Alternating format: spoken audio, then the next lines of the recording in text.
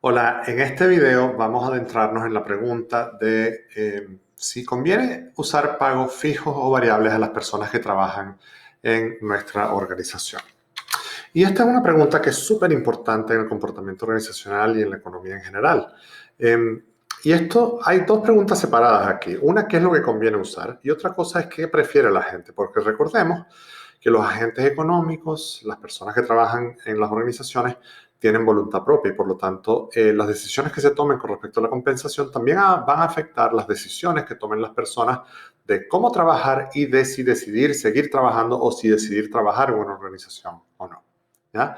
Entonces, recordemos que esto viene a colación porque no todo el mundo gana un sueldo fijo. Si bien eso es lo que uno siempre espera y digamos y lo que en economía siempre se comienza asumiendo que hay un salario por una cantidad de trabajo o asociado a una cantidad de trabajo, hay muchas maneras de compensar a la gente que no solamente son sueldos fijos, hay comisiones, hay trabajos, gente que trabaja por hora, hay gente que trabaja por proyecto, etcétera. Entonces, esta pregunta, salario fijo o variable, es una pregunta clave en las organizaciones. Determina el comportamiento. También un aspecto importante es cómo medir ese desempeño. O sea, si el salario es variable dependiendo de qué, ¿no? Entonces, nada, esta es la pregunta en la cual se adentra esta parte del curso. Hay que recordar también que la gente se autoselecciona. Si yo ofrezco un salario variable, puede que haya cierto tipo de personas que sea más atractivo para ellos ir a ese tipo de trabajos que tienen salarios variables. Y esas características que traen esas personas es un tema súper importante de explorar. ¿Ya? Entonces, para contextualizar un poquito esta discusión, les pido que entonces se lean el paper de Domen y Falk. Thomas Domen y Armin Falk son dos economistas que estudian este tema. De hecho, Armin Falk es uno de los autores que más vamos a estudiar en este curso. Y este es un paper que salió en el 2011 en el American Economic Review. Y básicamente el paper se trata de un experimento que realizaron en el cual había personas que podían escoger un pago fijo o un pago variable. Y el pago era dependiente de el trabajo que se les pedía que hicieran era resolver problemas matemáticos, problemas de multiplicación en un número determinado de tiempo. ¿Ya? Entonces, el pago variable que se decidió en este concurso era de repente un porcentaje, ¿verdad? Por un porcentaje de comisión por cada cantidad de preguntas contestadas correctamente. También había un torneo en el cual, por ejemplo, se apareaba, o sea, se ponían a dos concursantes en pareja y la persona que ganara el concurso, es decir, que contestara más problemas de multiplicación en menor periodo de tiempo, esa persona se ganaba el premio. Y también un esquema de compartir ganancias en el cual las personas se juntaban y básicamente se les pagaba el grupo de acuerdo a la cantidad total de respuestas correctas que tenían, se dividía por la mitad el pago total, ¿no? Entonces, había tres tipos de pagos variables que se consideraron, de nuevo. El primero era un pago que dependía de cuántos problemas matemáticos podía resolver la persona. El segundo era un torneo en el cual se ponía aleatoriamente a la persona a competir con otra y básicamente la persona que ganaba, que sacaba más problemas, que contestaba más problemas matemáticos, se ganaba todo el premio de esas dos personas. Y el tercero era el que compartían los ingresos, es decir, se asignaba determinados ingresos para uno y para otro y se dividía, se hacía un pool y se dividía en la mitad los dos ingresos. Entonces, en el fondo, ellos empezaban con un experimento en el cual todo el mundo contestaba problemas matemáticos y había un pago fijo ahí. Esto, por cierto, los sujetos que participaron en el experimento se les pagó de verdad. Esto era plata de verdad que se les pagaba a los sujetos, ¿no? Entonces, a estas personas se les pagaba un sueldo fijo y después se les ofrecía este tipo de pago variable y se pedía a la gente que decidiera si querían participar o no en este pago variable. Entonces, en ese sentido, hay una autoselección. Y en clase vamos a hablar un poquito acerca del sesgo de autoselección y qué implica eso para los estudios. ¿Ya? Entonces,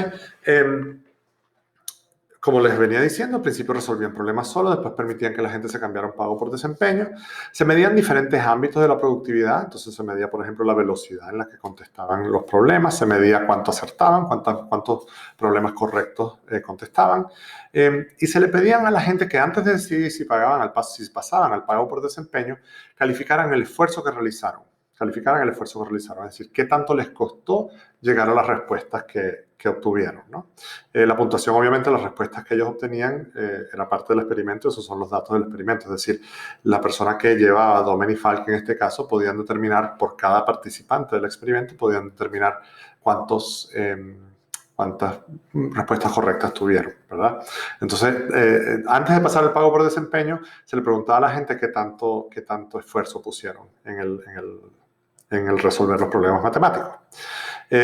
Como dije antes, bueno, eran 3, pago por desempeño individual, torneo con otra persona escogida al azar y un esquema de compartir ingresos en equipos de a 2.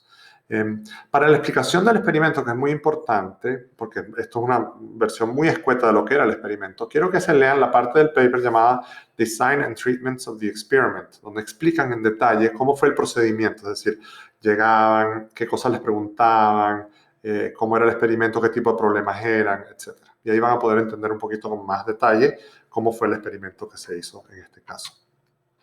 Los principales hallazgos.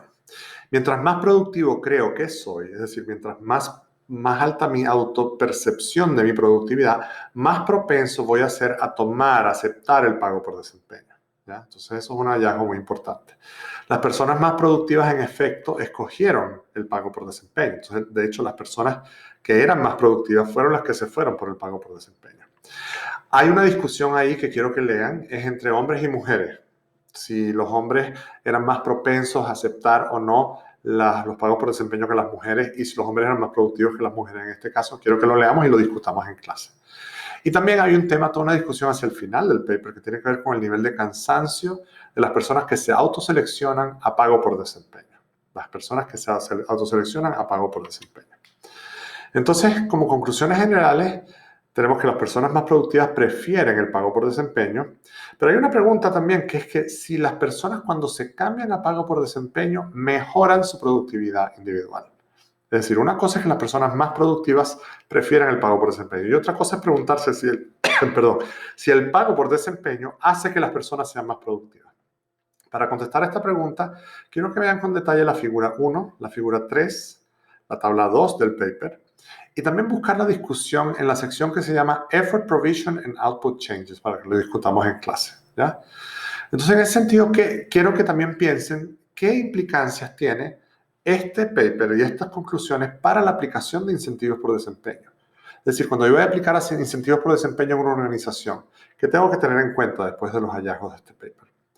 Y también pregúntense ustedes y anoten qué términos o preguntas les quedaron por contestar y qué te generó curiosidad acerca del paper. Piensen un poquito de eso. Cuando lean estos papers, piensan qué parte te pareció interesante del paper, qué parte del experimento te pareció válido o replicable o novedoso, ¿ya?